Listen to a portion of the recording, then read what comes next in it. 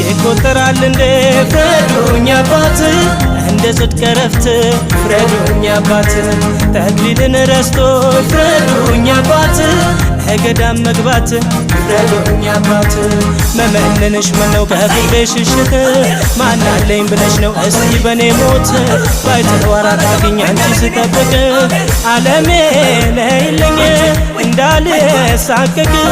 ጎረቤትም የለኝ ዘመድም አላውቅ ከየትኛው ደብር ልምጣ ልጠይቅ ጎረቤትም የለኝ ዘመድም አላውቅ ከየትኛው ደብር ልምጣ ልጠይቅ ገዳሙ ገዳሙ ገዳሙ ገዳሙ